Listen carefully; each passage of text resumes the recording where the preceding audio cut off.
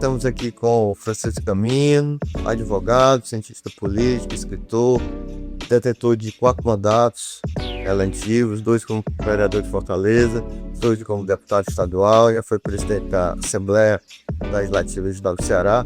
E a gente está fazendo aí o lançamento, a mais recente, a obra dele, chamada Os Três Poderes: Política, Religião e Sexo. Francisco, seja bem-vindo.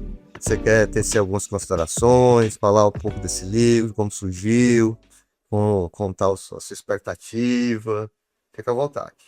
Primeiro, Dante, eu quero cumprimentar todos os que nos assistem aí pelos canais de mídia, como o YouTube, cumprimentá-lo, agradecer o seu convite para a gente conversar um pouquinho sobre essa minha 4ª obra. O meu estilo literário preferido é crônicas e contos. Eu já escrevi um romance, um livro de história, um livro de contos, e este é o 4º livro, são crônicas. São fatos vividos por mim ou por pessoas ligadas a mim. E eu coloquei como título Os Três Poderes, que são essas 3 forças que controlam a humanidade: a política, a religião e o sexo. Aí você pergunta, e o dinheiro onde é que está? O dinheiro é só o combustível dos 3. Essas são as verdadeiras forças. O dinheiro é apenas o meio de troca, que facilita a execução das 3. Então o livro são crônicas, eu escrevi esse livro em 2 idiomas. Ele está escrito em inglês e está escrito em português. Então o leitor fora do Brasil, que lê na língua inglesa, que é a maioria do povo estrangeiro, pode ler as minhas crônicas em português e inglês. No próprio livro, ao acabar uma crônica, outra logo virá em inglês. Sendo que eu tive dificuldade na tradução, porque toda tradução é uma traição, porque eu uso muitos termos regionais, né? Como é que fazer uma adaptação? Eu achei interessante você estar falando aí das traduções, e eu dei uma folheada a semana passada, e eu achei interessante porque uma delas é Fantasma do Hotel São Pedro, e a tradução foi O Sol, Sim, dessa Pecado no Sol. Eu também achei interessante, tem umas crônicas aqui que eu tô lendo, queria que você comentasse. Uma crônica que é muito interessante foi aquela que fala de fidelidade e lealdade. Aí peraí, é de fidelidade e lealdade. Você quer que eu comente? Eu gostaria muito, achei interessante. Eu achei interessante a do bode ioiô. Então vamos por partes. Eu estava no Yacht Club Fortaleza, assistindo o pôr do sol, que eu sempre me encanto com o pôr do sol, eu sempre tenho uma epifania, né? Um encontro com Deus quando o sol vai desaparecendo no horizonte. E eu estava numa mesa com várias mulheres maduras, uma eu conhecia, as outras não, e uma estava reclamando do marido. O marido tinha traído, e o marido tinha arranjado outra mulher, que ela estava com muito ódio dele, que acabou o casamento, acabou o relacionamento. E eu me desconcentrou daquele momento de paraíso que eu vivia ao pôr do sol e ainda impulsou o enxerido no início da história. Por que você separou dele? Porque ele me traiu. Eu disse, mas ele era um bom pai, excelente pai. Tenho 2 filhos com ele. Era um bom marido, um excelente marido, me dava atenção, me respeitava, até onde eu podia saber, viajávamos juntos, me tratava bem, me dava um bom padrão de vida. Mas ele me traiu. Eu peguei conversas íntimas no WhatsApp dele com outra mulher e eu pedi a separação. Aí eu faço a seguinte questão: o que é mais importante? A fidelidade ou a lealdade? Ele não era leal a você? Ele era muito leal, mas não era fiel. Mas não tem diferença não, fidelidade e lealdade é a mesma coisa, disse ela. A fidelidade é uma obrigação, é um contrato, é algo que você juridicamente está vinculado pelo contrato do casamento. Já a lealdade é uma opção. Na alegria, na tristeza, na doença, na saúde, na pobreza, estamos juntos, ou seja, ser leal em tudo. Se por acaso ele teve uma aventura sexual, ele teve uma paixão momentânea, não foi motivo para você ter rompido o casamento. Até porque, você acabou de me dizer, que ele não está mais com ela. Ele não está mais com ela aí. E agora? Você está só com raiva dele, não perdoa por conta de uma aventura sexual, de uma paixão rápida que ele teve. É exatamente isso.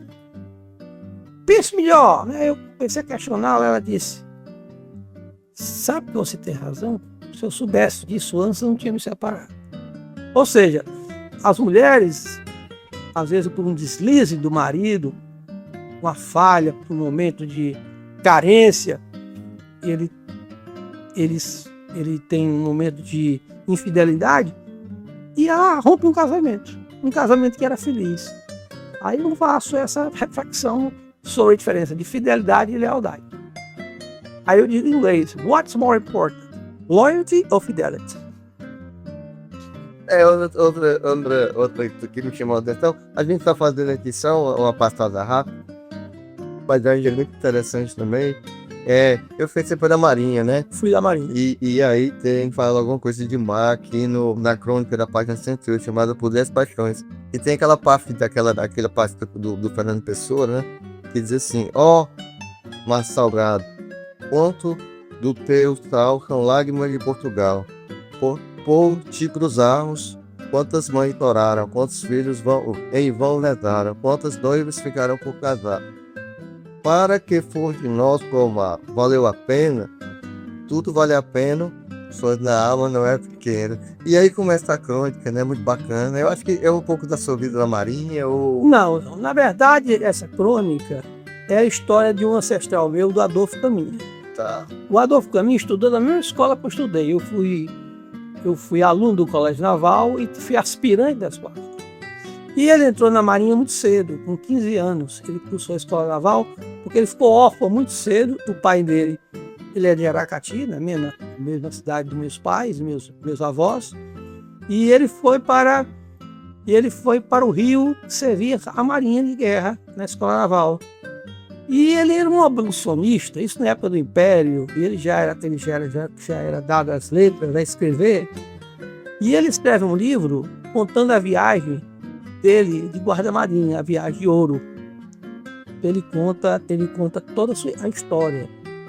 E quando ele termina esse livro, ele era contra a chibata, a lei da chibata. Mesmo que a escravidão já tenha sido abolida, os marinheiros, principalmente os negros, eles recebiam a chibata, né? E aí ele sai escrevendo. Aí eu faço uma comparação aí entre o Adolfo Caminha e também os jangadeiros nossos. Os jangadeiros que foram, principalmente aqueles jangadeiros que foram na época do Getúlio Vargas, saíram de Fortaleza, né, o Manuel Jacaré, e foram até o Rio de Janeiro protestar contra as condições de vida que viviam os pescadores.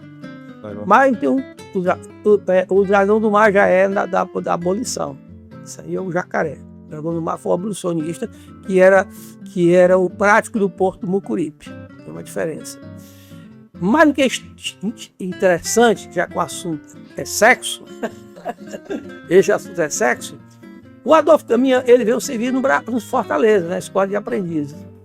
E ele se apaixonou perdidamente por uma mulher casada, uma mulher do capitão da exército. E ela não via bem o casamento, isso eu estou falando do século XIX, final do século XIX.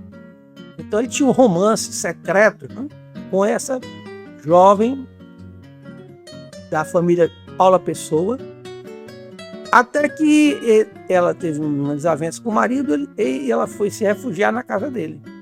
E resolveram passear de mãos dadas na Praça do Ferreira. Bastava isso, a cidade provincial, Fortaleza muito pequeno, o centro da cidade era em torno da Praça Ferreira, ele saiu de mãos dadas com ela. Bastou isso para criar um grande escândalo na cidade. E os cadetes da escola militar, porque a colégio militar era a escola preparatória de cadetes, não era o colégio militar, era a escola de cadetes do exército. Os cadetes resolveram invadir a escola de aprendiz do marinheiro para vingar e salvar a honra do exército que tinha sido manchada pelo Adolfo Caminha. E foi uma confusão muito grande. Aí a Marinha teve que transferi-lo. Resolveu transferir para a cidade Ladário, que fica lá no Mato Grosso, no final do mundo, para aplacar o escândalo. Mas como eles estavam perdidamente apaixonados, em poder das paixões e da paixão muito grande, uma vez uma mulher me disse: eu tenho uma atração pelo desconhecido, uma paixão pelo proibido e um gosto forte por tudo aquilo que me é negado. Então foi justamente isso, essa paixão do proibido, que foi porque ele fugisse com ela para o Rio de Janeiro. E foram morar no Rio. Ela largou o capitão do exército, na reta, o título era Alferes, e foi morar no Rio de Janeiro com ele. Logo em seguida, ele contrai tuberculose, que era a doença do século, o mal do século, e falece muito jovem. E é um grande escritor. Ele foi o primeiro escritor da literatura brasileira a escrever um livro sobre homossexualidade, que é O Bom Crioulo, que é uma paixão entre um marinheiro branco e um marinheiro negro. Ele escreveu também, o maior livro mais conhecido dele seria A Normalista. E esse livro que eu me faço referência no livro foi Terra dos Yankees, que é quando a viagem dele para os Estados Unidos. Eles desceram em Louisiana, nos Estados Unidos, e ele conta um pouco da história da viagem dele. Então, essa história está muito bem contada. Por falar em Paixão pelo Proibido, eu sei que você também é compositor, né? Tem umas músicas. E tem eu escutei semana passada uma música chamada Paixão pelo Proibido. Quer falar um pouco dessa música? Olha, a música é um samba. É um samba. Então, o que é normalmente a Bíblia diz: o que eu nego, o que eu rejeito, me atrai. Aquilo que eu rejeito é aquilo que me atrai. Então, quando a gente rejeita alguém ou algo ou uma situação, aquela situação de alguma forma nos atrai. Então, muitos dizem: renuncia o pecado, diga não ao pecado. Então, você tem que conversar com o pecado. Porque quando eu estou falando nos termos de religião, quando a pessoa diz não ao pecado, o pecado se torna mais fácil. O apóstolo Paulo diz, Romanos, na Epístola aos Romanos, ou a Carta aos Romanos, ele diz: quando eu quero fazer o bem, eu faço o mal. Quando a lei me proibiu de fazer alguma coisa, o mal que habita em mim despertou o desejo de fazer. Então não é a lei que me salva, e sim a graça do nosso Senhor Jesus Cristo. Então a minha mãe tinha uma técnica, quando ela tinha algum tipo de compulsão, alguma fraqueza, dizendo: desejo de comer doce, que ela não podia comer doce, que ela tinha diabetes, ela começava a negociar com o corpo dela e conversar: olha, você sabe que eu estou com vontade de comer doce, mas não é bom para mim, tal. É o diálogo interno. Então, em vez de você negar a sua fraqueza, converse com ela, estabeleça um diálogo interno que ela perde força. É interessante. Aí o samba fala sobre isso. Como eu não sei cantar, não dá para cantar um samba agora. Eu acho interessante, porque eu gosto muito da expressão quando um meio chegar à sua porta, bater na sua porta, chame-o, estende para tomar o chá com ele, que é mais ou menos esse mesmo sentido aí. A minha mãe fazia o seguinte: quando minha mãe estava triste, meu filho, quando eu estou triste, eu converso com a tristeza. Isso. Aí eu digo: dona Tristeza, eu sei que você está aqui, está me deixando muito angustiada, estou sentindo triste. Pode ficar um pouquinho comigo, mas dona Tristeza, eu tenho uma coisa para dizer: a dona Alegria vai chegar já. Aí eu queria levá-la até a porta, a mamãe até a porta à frente, abrir a porta para a Tristeza e deixar a Alegria entrar. Então, em vez de ela rejeitar a tristeza e mergulhar na tristeza e ficar, digamos, na melancolia, ela conversava com as suas dores e fraquezas e depois pedia gentilmente para a tristeza ir embora, porque a alegria chegou. Muito interessante. Voltando aqui para o livro, tem mais duas crônicas que me chamam a atenção. Tem o título de O Grande Leviatã, né? Você traz daí o conceito lá do Thomas Hobbes. Thomas Hobbes, né? Isso. Grande iluminista, né? Dos século XVI. Isso. Dos contratualistas, né? E eu faço uma análise da política de antigamente com a de hoje. E vamos aqui chegando mais para o final.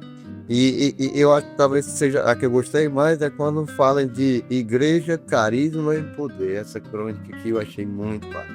Essa crônica é um título de um livro do Leonardo Boff. Isso. Leonardo Boff é o maior teólogo brasileiro e, quiçá, do mundo.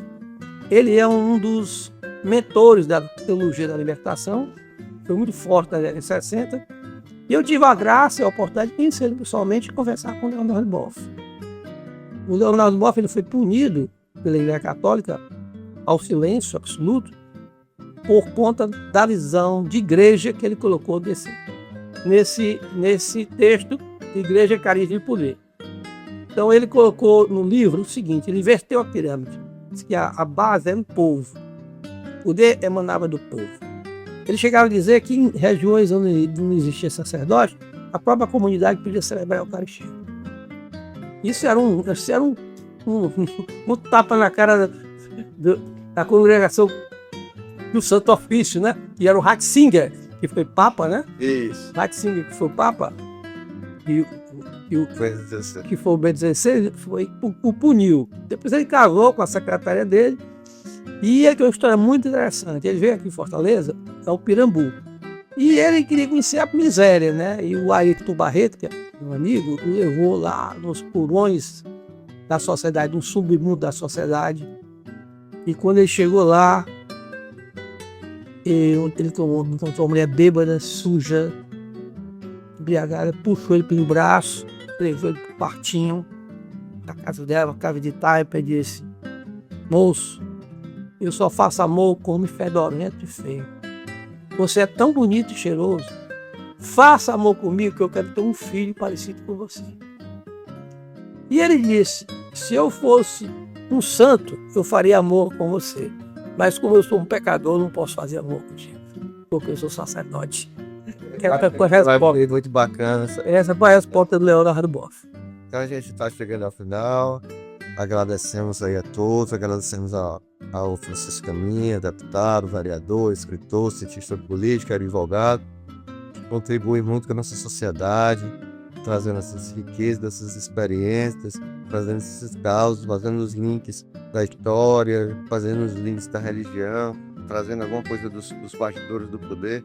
A gente agradece e até a próxima. Pronto, eu quero só dar uma palavra final, né? É fazer o convite, logo vocês vão receber o convite, vou colocar nas minhas redes sociais, vou dar para todos os meus 4.000 amigos que eu possuo no Instagram, quase 4.000, para comparecerem no Yacht Club para fazer um grande evento. Não vai ser só um lançamento de um livro, vai ser um show com músicas inéditas, compostas por mim, com cantores famosos e respeitáveis da nossa cidade. Então, no lançamento dos meus livros, eu faço um evento, um show. Não é só lançamento de livro. Ele é, acima de tudo, um encontro de amigos. Obrigado, e até a próxima.